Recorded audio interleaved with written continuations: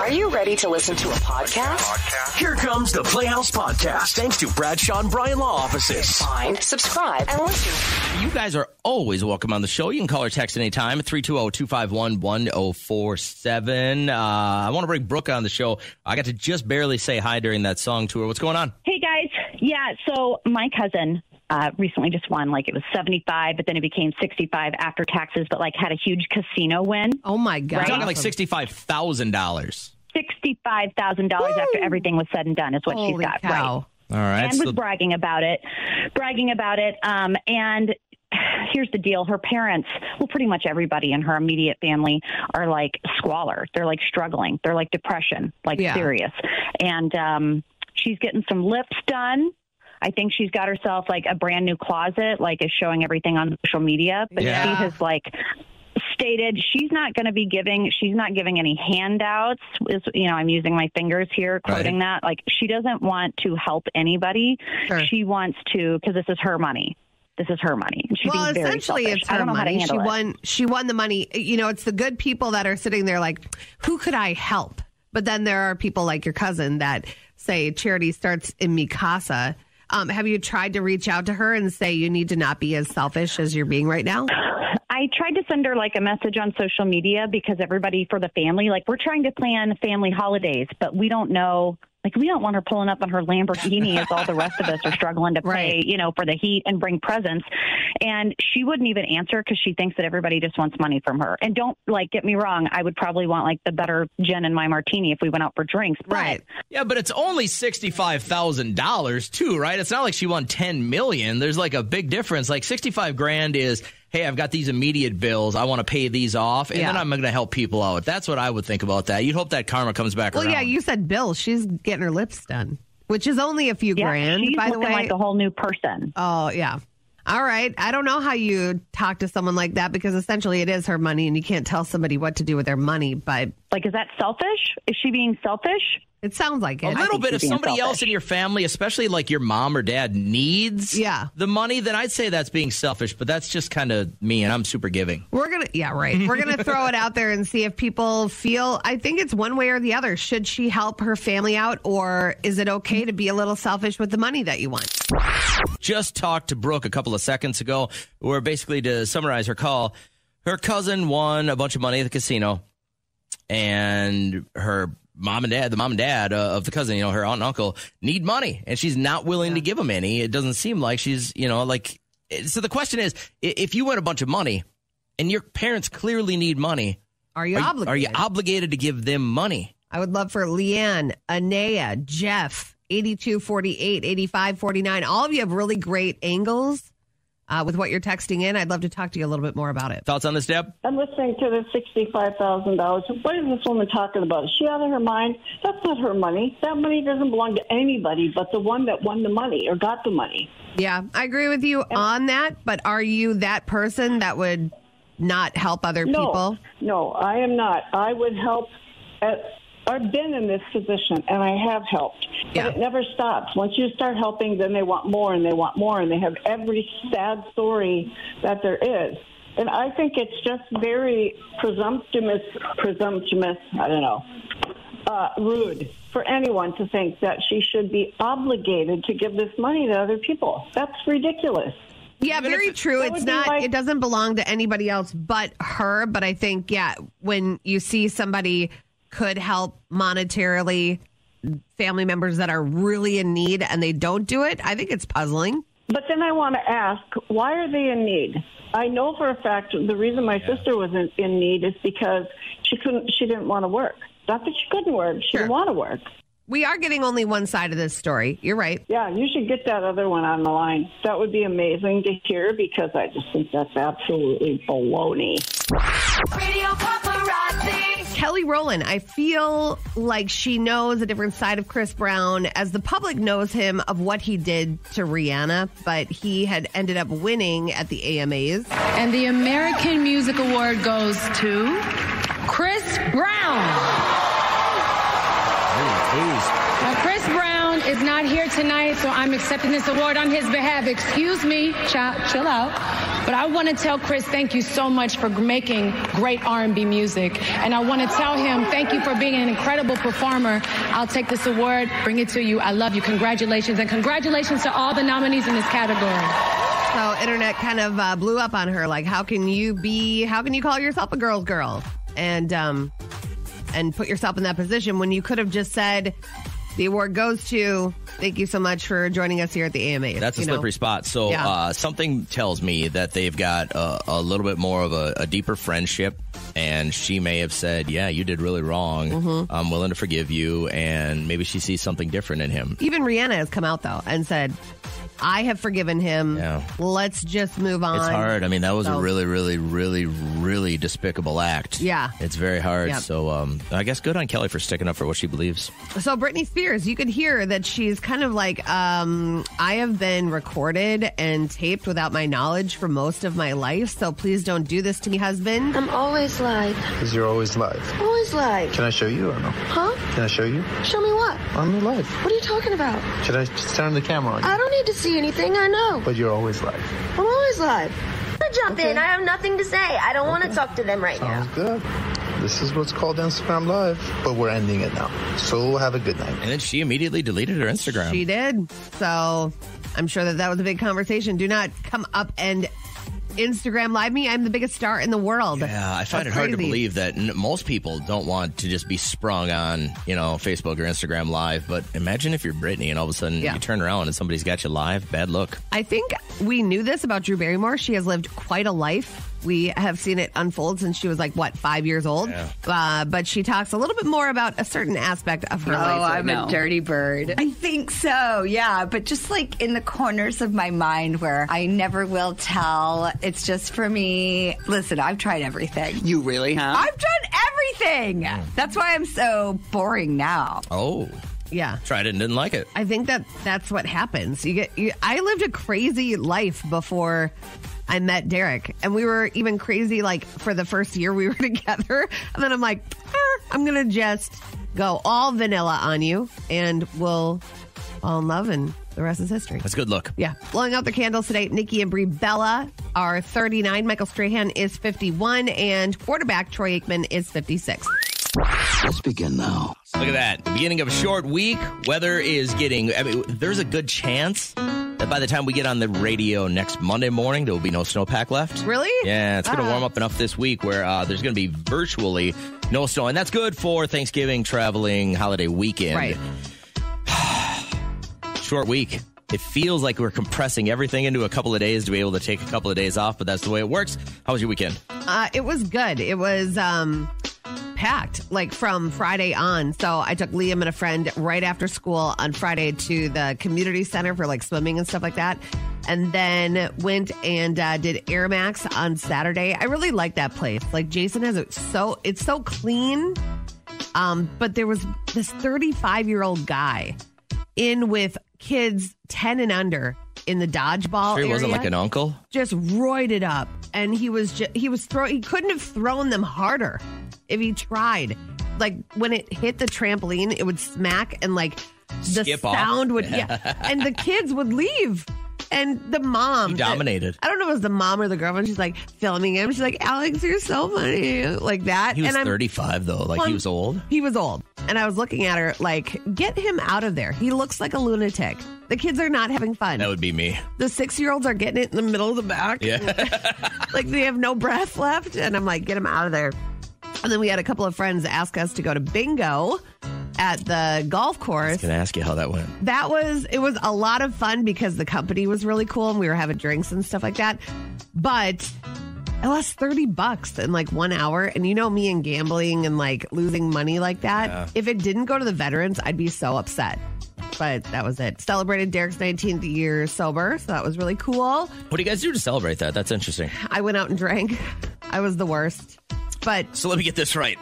Your way of rewarding your husband on another year of sobriety, which knows he knows and has taken the conscious efforts to make a better life for not only himself, but all those around him. Your way of saying, congratulations, honey, on the strength and the knowledge to know that you're a better person without this is to go drink it all myself. Hindsight 2020 probably wouldn't have done it. You are what I would call a tremendous wife and partner. Yeah. And somebody Until who then. really only thinks of others.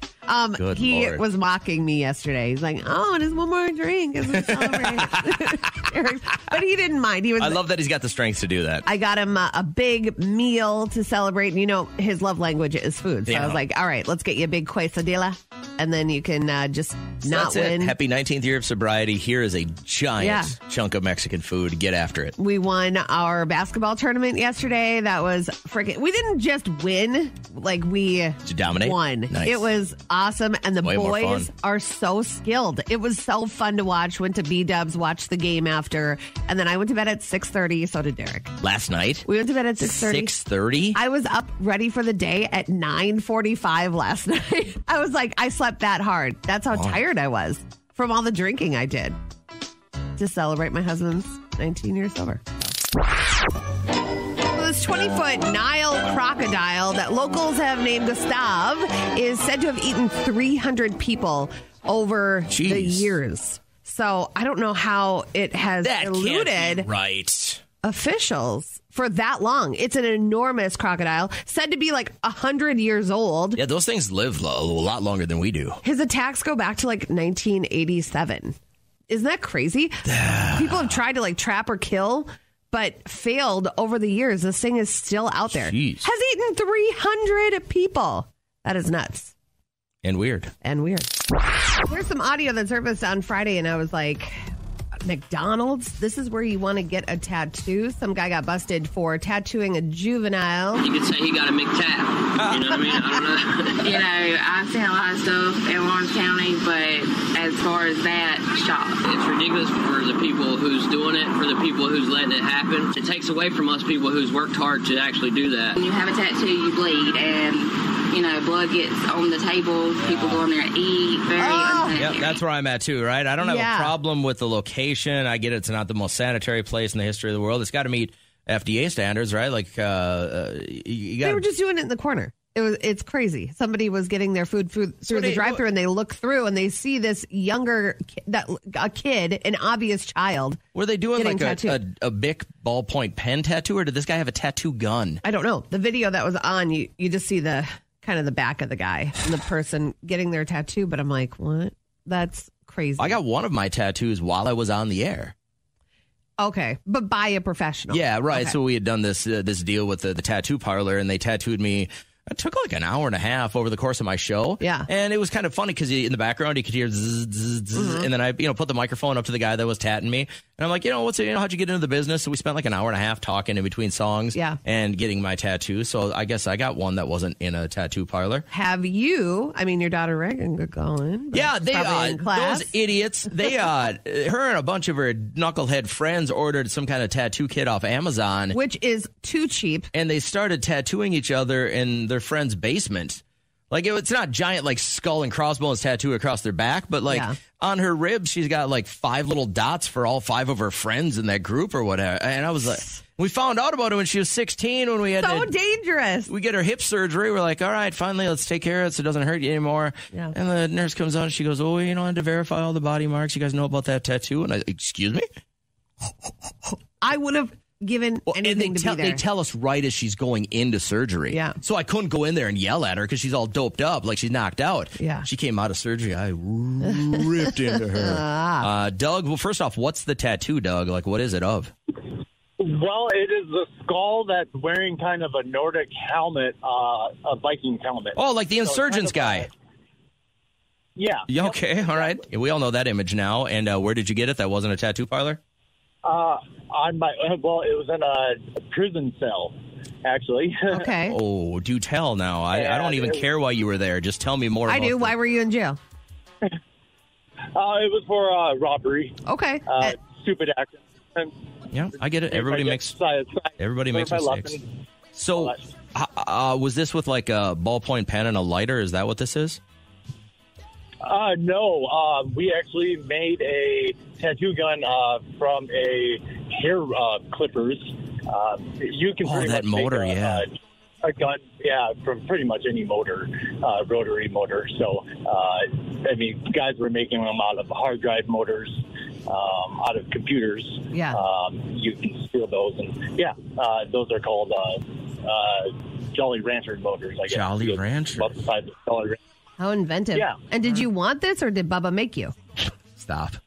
No, this was something I wanted. I kind of a badge of honor because I did serve a little bit of time, and just so I could have something to remember it by.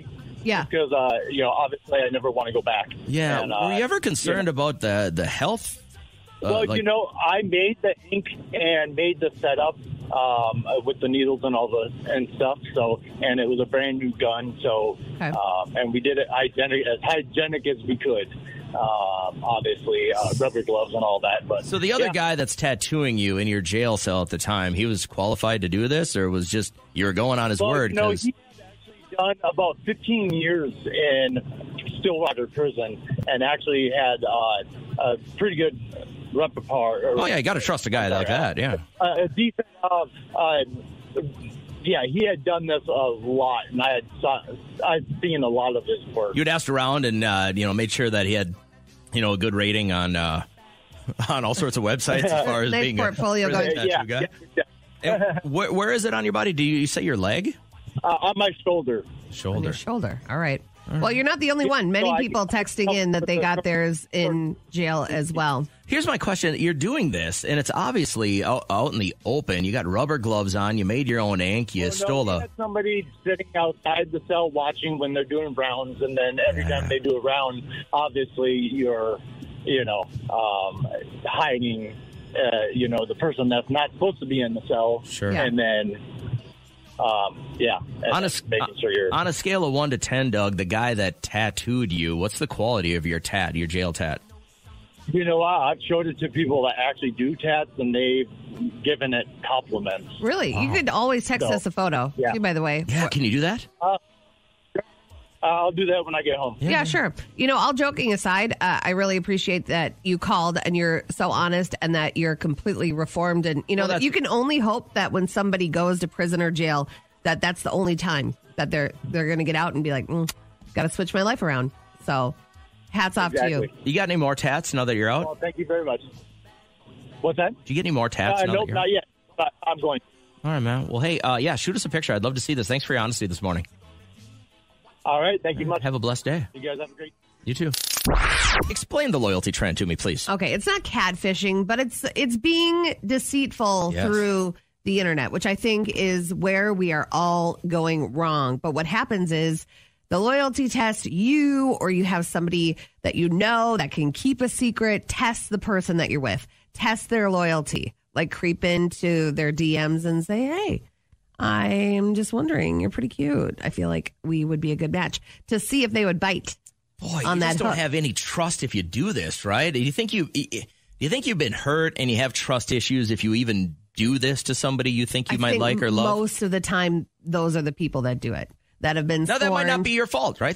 You might have been in a committed relationship, and that other person did you wrong, and therefore you're a little testy and you're a little jumpy and a little twitchy about getting into another relationship. I kind of get that.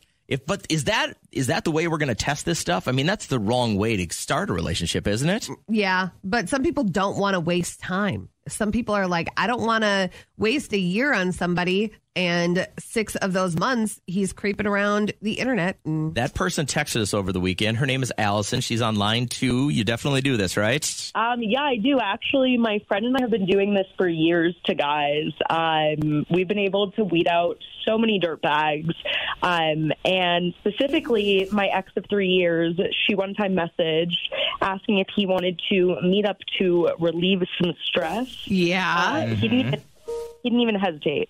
No way. So after 3 years, he was willing to throw it all away with some rando that slid into his DMs. Oh, yeah. I mean, listen, like I said, these guys are dirtbags. It's better to know than 6 years down the road, potentially married with a kid. Yeah. Well, how early do you start this? Because I would think if you just start dating a guy, they're probably going to act like that because maybe they're not going to feel. Yeah, they're not completely solidified in a relationship if it's just dating. Yeah, I think after they say I love you is a good time to check. Okay, so that's the Mendoza line. So you wait for that moment, huh? You're like, he said I love you. Let's go. I love you. Let's see if we can catch him cheating.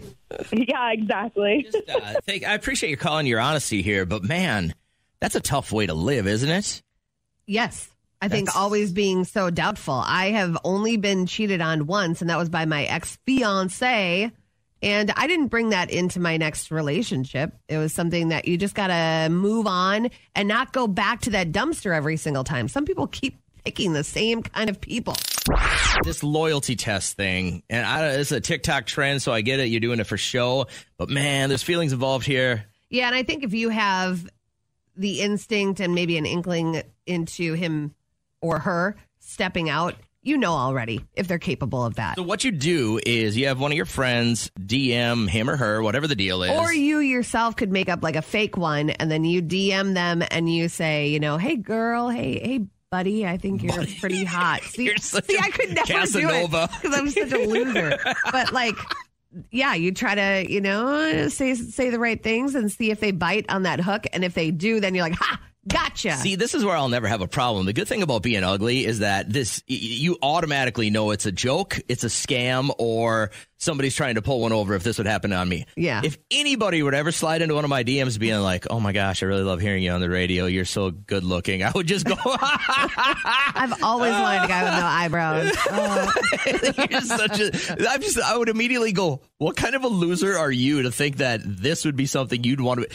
That's sad. You need to have some more confidence. Like, why are you? Did I'm a realist. I'm just a realistic human being. I see myself when I get out of the shower every morning. Nobody wants this. All right. But this is kind of going on in your life right now? So I was just listening, and I have a crazy story. Okay. I'm not friends with this girl. It's my ex-sister, but I know she's married, and her husband just wrote me on one of my pictures, and he made it private to where he could just write me directly, and was like, all I wanted to say was damn or something like that. But I know he's married to my ex's sister, and I'm like, I should tell her. You feel like you want to tell her, or do you? How do you know for sure that he's not just being nice? To say damn on my pictures, I don't feel like that's appropriate. Yeah, I don't know. Are you with anybody, by the way? Yes, I'm with somebody. Do you think your somebody asked him to message you to see if you're like, oh, you like these pictures, crazy, huh? Yeah. No, I don't think he did. I don't think he did because I live in a totally different state, and this ex I haven't spoke to in like 4 or 5. But like, I was just like, they still talk to me on Facebook and social media. And it just was so weird that I know you're married, you know you're married, I know your wife. Oh, man. Together. I would do screenshots, to be honest with you, because you have to look at this like, is she going to keep wasting her? If he's doing this to you and he knows you, imagine what he's doing to other women that he does not know. Why do you want these problems? Like, these are problems you didn't have a couple of days ago, and you are now going to have for a long time if you do that. That's why I haven't did it yet, because it was last night and I just woke up to it this morning and I was like, you don't want these problems. Hey, good morning from the Playhouse. It's Kat and JJ. Thanks for making us part of your morning. This is when you accuse somebody of doing something that never happened, I think you're at the bottom of the gutter. This is something that kids did and didn't think about the fact that everything on buses, most buses out there are recorded. So they jumped the gun. And these kids called 911 on their bus driver saying that this person was doing heinous things when it wasn't even true. Yeah, they're just being unruly on the bus. So she pulls over to kind of address that, but they're not wanting to listen to her. We got called from a few students on the bus who were claiming there was an assault by the bus driver. We were able to review the video of the driver in the bus and saw that no students were assaulted. Nobody was pushed. Nobody was hit with a broom or any of the allegations that were made by the students. God, that's a disturbed child to make up stuff like that. That could ruin someone's life. This was more than one child. So one child called 911. The other one texted 911. We're being beat up by our bus driver, not even realizing. That poor bus driver got. And you know what? Yeah. In our society right now, it is so, especially on social media, guilty till proven innocent. Yeah. They had to go back and review all the tape to prove this bus driver innocent. That poor person. Now being the age I am, she was maybe just a little bit older than me, but my bus driver, Darlene, now being the age I am, I look back and I'm like, well, she put up with a lot of saints. Stuff. They are. She had a little bit of an attitude, which is why we gave it back. But I also realized when Liam started school, I'm like, I don't want him on the bus. Like, I learned a lot of things, and I sat in the back of the bus. That's where you learn a lot of stuff. And I'm not too proud to say what I learned. Like, yeah, I know. You don't have to keep doing the motions here. Okay, sorry. But I mean, I learned what that was, Mm-hmm. and I was in like 6th grade. I was so innocent. Hey, I learned. Real quick, Tabby, what'd you learn on the bus that we should know about? Like, it was a good or a bad thing? It was a good thing. Oh, okay. So, like, in middle school, those little, like, keychain things. I used to sit in the back of the bus, too, so I was a troublemaker. Like the Tamagotchis, is that what they were called? Yeah, Okay. so I probably taught other people bad stuff, but they taught me good stuff. They taught me how to use these Tamagotchis, and I had ADHD in school, so those things were like life saving to me. When I needed a break or something, it was on my backpack, and I got to take 2 minutes just to go feed my Tamagotchi or whatever. Yeah, and then it was like resetting my brain, and like it was like the greatest thing ever. That's awesome. Did your teachers go along with that, or were they like, stop playing with your little game over there? So obviously, people took advantage of it, but like for me, it really did help. So I'd take, like the 30 seconds to a minute, and that would like reset my brain, and it just worked for me. So they let me do it. I don't know. I thought we were only going to get bad news stories here, Tabby. So I'm glad that you called. I hope you have a really good morning. Thank you. Thanks for being on the show. Yeah, are other parents like me where you're just like, I don't know. I don't know all the kids individually in my neighborhood. I'm sure they're pretty good kids, but when kids are all together, it's like Lord of the Flies. Sometimes there's nobody that will talk sense into them or say, yeah, we probably shouldn't say that out loud. There are 7-year-olds on the bus. I'm single-handedly responsible for ruining a lot of children on the bus because being the son of a military guy, I knew all the stuff first. Sure. My dad didn't have much of a filter with me, and I'd hear him talking a lot of things to a lot of guys, and they didn't care that a 6 or a 7-year-old was around soaking it all in. So I shared a lot of that stuff. So let me break down. I've started a small list of bad things that I taught people on the bus. Yeah. So I'll break that down for you, but I'm still looking for yours. I'm not proud to say a few things that we did on our bus, but I definitely did not call 911 on my bus driver and falsify claims, which is what happened in Ohio. I just can't believe more than one child did this, but I do remember one day all the older kids on the back of the bus. So I was in 6th grade. They were in 8th grade. I was 1 block away from my house, and they were in the back, and they were like, you ready? You ready to go? And they pull the emergency door open, and we all jump out and scatter, and all you see is our bus driver just running after us, and then she locked the door or whatever, and we had to have like an aide sit back there after that to make sure nobody did that. 4th grade, and it was right after my birthday. I have an October birthday, and there was some like 1st and 2nd graders sitting in front of us, and our bus would have to pick up from our neighborhood, and then it would have to go. It went to the little Lutheran school first, dropped off like 2 or 3 kids, then it circled over to the Catholic school. And I said I had $5 of birthday money. Yeah. And I bet one of these little 1st or 2nd graders $5, and the nuns would stand outside and welcome the bus and all the children in. I go, I bet you $5 you won't stick your ass out that window. And this little kid pulled down his pants and mooned the nuns for $5. So I'll never feel great about that. But Marissa, can you top it? What happened on the bus? What'd you learn? Keep it semi-clean. Yeah, I don't know how much I can say about it. Okay. But when I was growing up, I learned about like moaning. Okay. Oh my God, kids do that all the time. My 8-year-old, they do, and it's universal because my 8-year-old came home the other day and she rides the bus and she says, "Mom, what does it mean when I say daddy?" And she did it, and I was like, "How do I explain to an 8-year-old what this is?" Oh my God. It's still happening.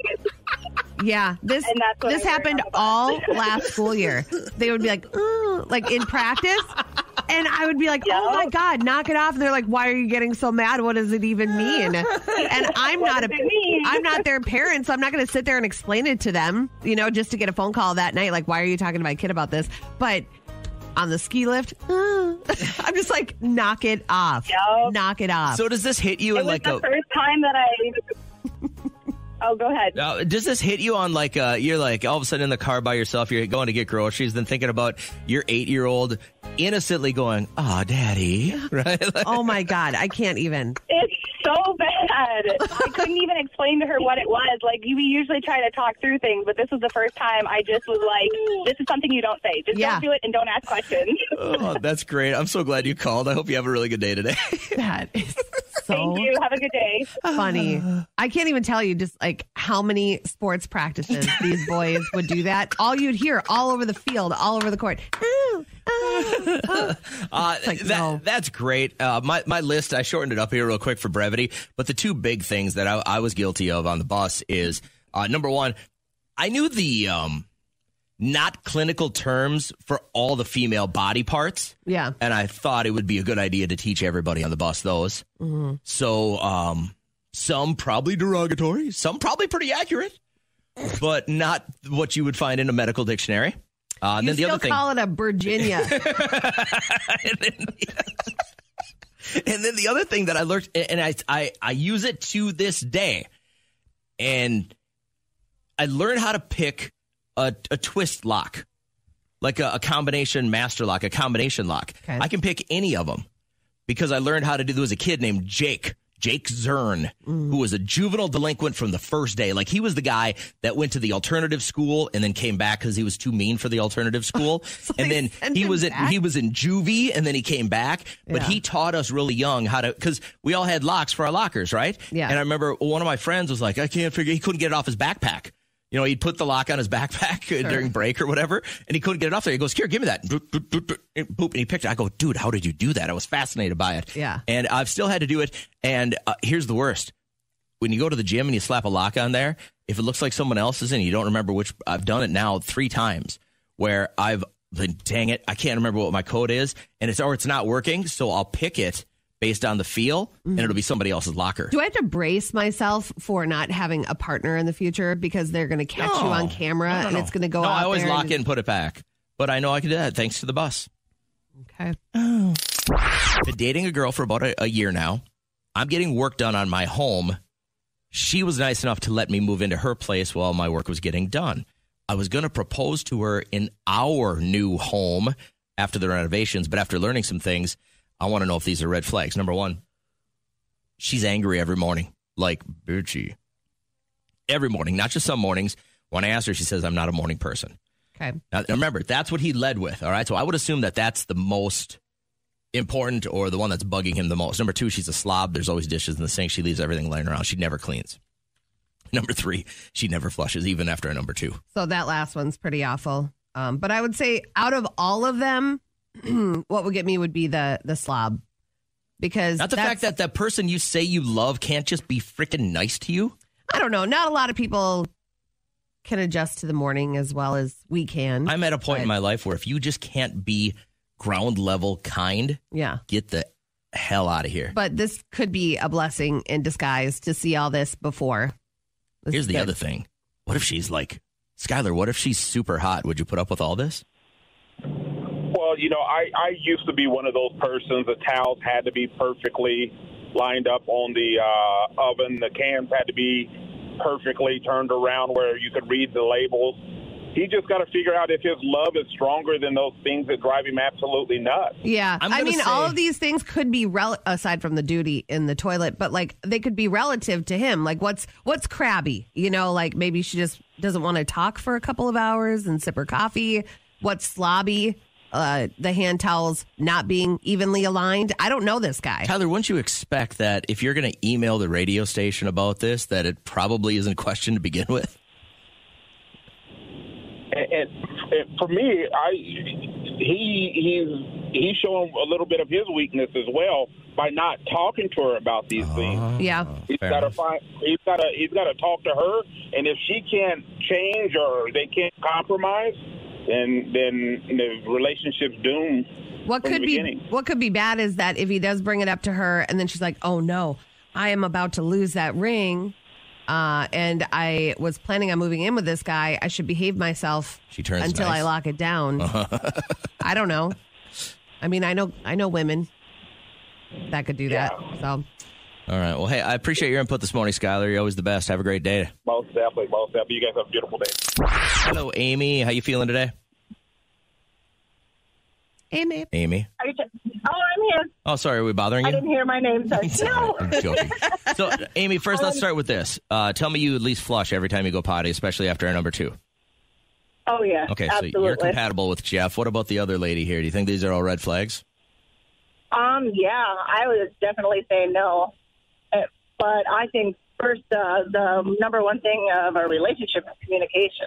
Right. You should communicate with her first, but, It's a young relationship here, too, is what I'm getting. Is like they've been together for about a year, but like, I think here's where he's caught. My house is getting worked on. I'd probably be in a hotel for a few weeks, or I'd have to rent a place for a month. She's nice enough to let me stay. And so that kind of accelerates the relationship a little bit. Now I'm realizing that she can't even be nice to me in the morning. That's my biggest red flag. You're telling me I'm thinking about trying to make this forever, and you can't just be nice. You can't even just smile and say hello or good morning. But Amy, you're right about this. What if he brings it up to her and she's heard this before, and then she's like, dang, my last relationship said the same thing. Maybe I need to work on some stuff. Yeah, then she just needs to look in the mirror and, You sound scared. What she's doing. But, I mean, it's so early in the relationship, and to be angry or crabby like that in the morning, it's probably not going to work. Plus the poops. I think both of the other two, aside from the toilet situation, can be an easy fix. I really do. But that toilet thing, that's such a habit. Like I pull it up my pants and then I just turn, like my arm just does it. I just flush it. But my sister lives on life. I'm going to be honest with you, because she has an older house. So I don't know if you know anybody like this, but she is so worried that something is going to back up or wreck her septic system. Won't flush? No, this is when she makes guests do. And I am considered a guest. I go to her house if I have to use the restroom, and you have to go, not number 1, number 2. You have to wipe and then put it in the trash can and then take your bag out to the garbage can outside. This is my sister. Oh, my God. Nope. I don't think I'd be going to my sister's. I know. I don't love anyone that much. If I came home today and my wife looked at me and she said, hey, I think just for the sake of humanity that we need to wipe our butts and then put it in the garbage can and then take it outside, then it's over. I love her. I really do. And I'm happy with my family. But I lie to her and say I went number 1. Yeah, I do too. I would do the same thing. I would flush every time. Yeah, I do. I don't even care. All right. We're out of control. Amy, have a great morning. Thank you for being part of our show. You too. Bye-bye. When did this start with Emma? When she moved into her house. She's always lived the mellow life, but this one is so she disturbing. On city water? City sewer? Yeah. So it's going to go into a pipe, into the city function, and it's going to get sorted out. And she now makes you wipe your butt and then put that in a garbage can and then take it outside. Yeah. And my mom's always like, makes sense. I'm like, not an ounce of it does. No. And I'm not doing it. I refuse. You know what made sense? If you had an indoor commode, Little House on the Prairie style. Yeah. That's when it made sense. You should call her. You should call her and ask her why she's so weird. Wipe till you're clean, put them all in the bag, tie the bag shut, walk it out to her garage where the garbage is. But you know what? She's one of those do as I say, not as I do, because I guarantee on a 40 below wind chill day, she will not take her poop bag out there. Damn hippies are ruining everything. You really are. You're on city water. You know what also amazes me, and I'm sure a lot of people think this way, is like, how can you grow up with other humans and then be completely different? What happened? Like, look at you and Tanya. Me and my brother Michael and my brother Casey were all very much the same. Super chill. Oh, you mean you put your toilet paper in the toilet and flush it? We flush our poop toilet paper. But her, she like comes out of nowhere. And she'll hit you with the white witchery and the urine on the driveway to de-ice, and it's just like, The Playhouse Podcast is made possible thanks to Bradshaw and Bryan Law Offices. Catch the live show weekdays from 5:30 to 9 on 104.7 KCLD. Now, share this with a friend.